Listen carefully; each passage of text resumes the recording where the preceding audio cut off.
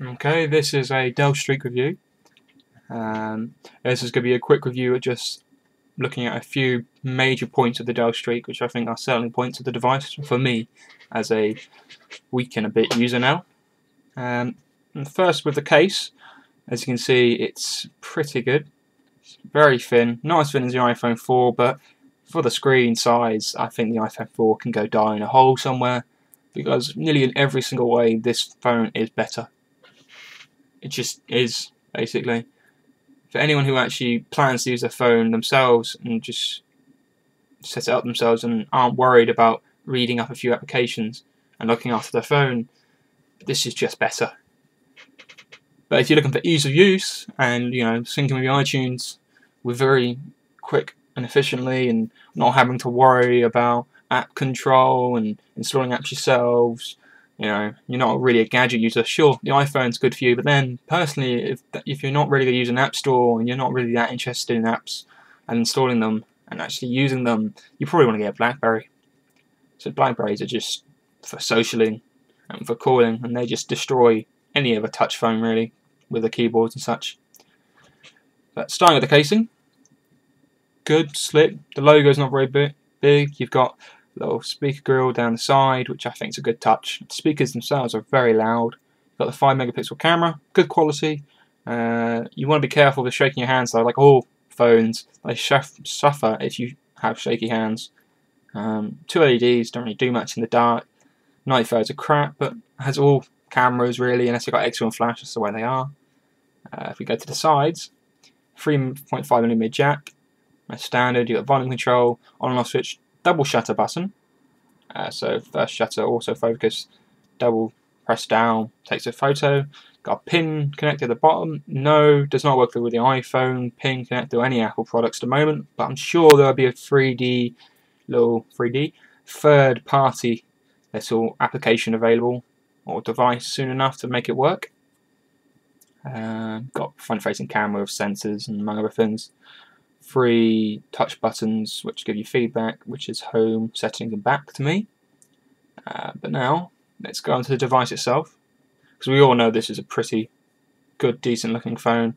No, it's not as good looking as the iPhone or most of its competitors really, but it's just the size. It gets away with it. And I mean, I'm 6'3", I got pretty big hands, and I can get away with holding it to my face quite easily. No one looks at me funnily or anything. They just think, oh, big phone. Yeah. Which is quite cool, I think. But if we now look at the screen, as you can see, beautiful, pretty big, well, very large, largest I can get in the UK. But if we just unlock. Now this is my home screen. As you will instantly notice, I've laid out my home screen quite a bit differently compared to most people who have done video reviews. Quite a few people I've seen seem to enjoy just whacking as many applications as they can onto the device screen, which I think is a bit of a waste. I think simplicity is best, so I try to lay each of my screens out like this. So this is my main hub. Got my email on, obviously quite useful. Let's just change the autofocus again. So I'm doing this manually because it does it for my hands for some reason rather than the screen, which is understandable because this is the webcam. It's not made to do reviews like this.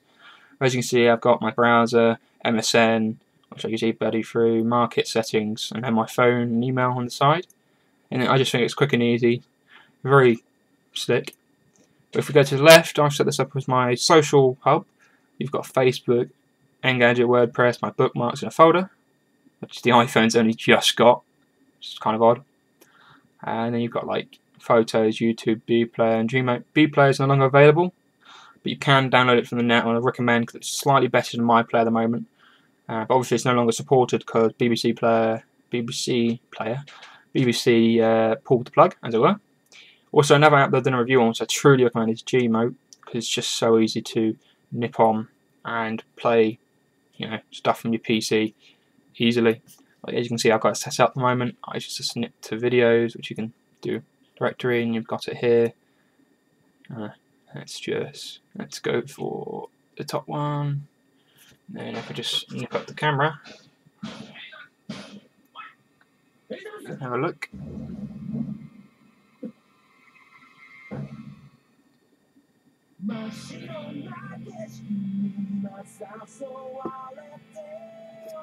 you can see, let's turn that off.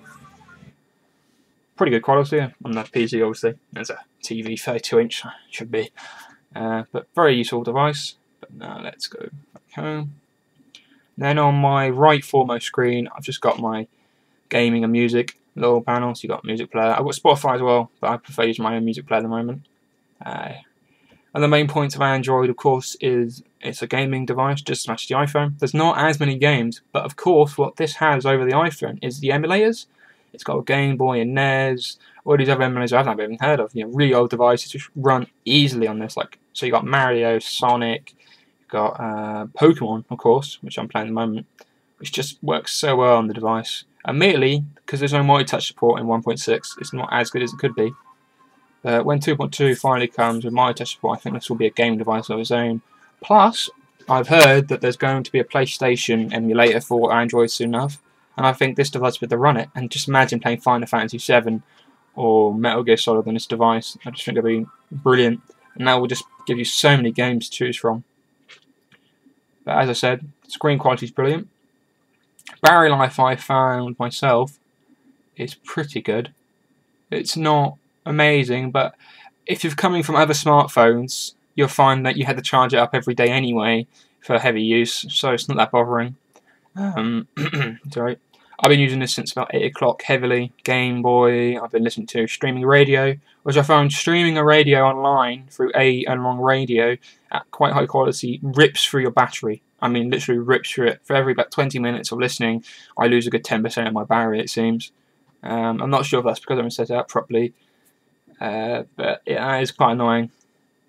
Using normal music though doesn't go through it. I mean, yesterday when I was just playing on my Game Boy, my music playing instead of the Pokemon sounds, I played for about, I think, 2.5 hours, and I only went down 20%, which is, for when you think about it, quite good. So 2.5 hours, 20%. So you can probably get 8 hours of gaming and music playing out of this at the same time, give or take, before flatlines on you, which is pretty good going for a phone, and even for a gaming device, that's pretty good going. But I think very few people I know will go 8 hours gaming on their mobile without being near a charger unit. Most of us who get this phone probably have a job, so it doesn't really work out. But yeah, it's a good little device. Works well, does its job. I like it. The screen's just brilliant. I mean, I'll just quickly show you the browser. This is a gaming community I'm in. Because it's not 800 pixels, it nearly shows most websites in one page, because your website's about 960 standard.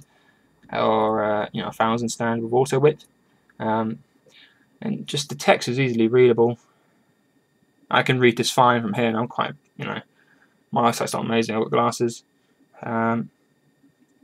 It's just the browsing experience is just brilliant. Watching videos on this device is brilliant.